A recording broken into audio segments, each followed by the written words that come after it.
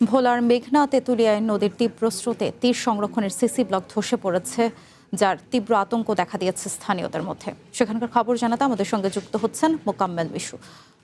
মিশু, ভাঙন রোধে প্রশাসন কি ধরনের পদক্ষেপ নিয়েছে জানাবেন, এছাড়া কোন কোন স্থাপনা আসলে ক্ষতির মুখে রয়েছে তাও জানাবেন।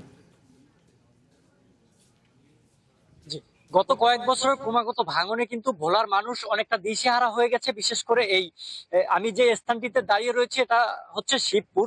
এখানে যে মেঘনার ভয়াবহ ভাঙনে ইতিমধ্যেই কিন্তু অনেক স্থাপনা বিলীন হয়ে গেছে। বিশেষ করে মানুষের ঘর বাড়ি, রাস্তাঘাট সহ ফসলি জমি, এমনকি কয়েকটি বাজার ইতিমধ্যে বিলীন হয়ে গেছে। এ বিষয়ে আমার সাথে কথা হয়েছে ভোলার পানি উন্নয়ন বোর্ডের সাথে। পানি উন্নয়ন বোর্ডের যে নির্বাহী প্রকৌশলী জিয়াউদ্দিন আরিফ আমাকে জানিয়েছেন তারা ভাঙন বন্ধে গত ১.৫ বছর আগে একটি প্রকল্প গ্রহণ করেছেন। তবে সেই প্রকল্পের কাজটি এখনো পর্যন্ত শুরু না হয়ে স্থানীয়দের মধ্যে হতাশা তৈরি হয়েছে।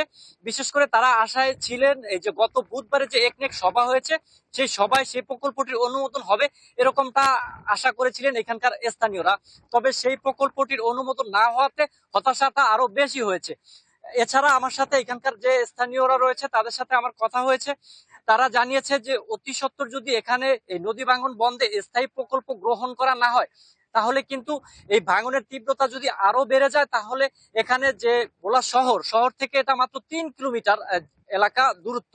তো যদি মূল যে বেড়িবাঁধটি রয়েছে সেটি যদি ভেঙে যায়, তাহলে কিন্তু এখানকার যে ভোলা শহরেই পানি ঢোকার একটা সম্ভাবনা রয়েছে। আর ভোলা শহরে যদি পানি ঢোকে তাহলে তো সব স্থাপনাই নিঃশেষ হয়ে যাবে। তাই অতি সত্বর যাতে একটি স্থায়ী প্রকল্প গ্রহণ করে এখানকার মানুষকে স্বস্তি দেওয়া হয়, এরকমটাই এখানকার স্থানীয়দের যে দাবি ছিল। তবে এখানকার যে পানি উন্নয়ন বোর্ডের তত্ত্বাবধায়ক প্রকৌশলী রয়েছে তার সাথেও আমার কথা হয়েছে।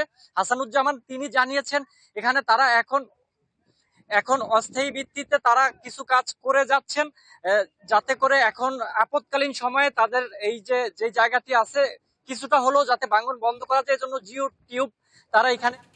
ধন্যবাদ মিশু।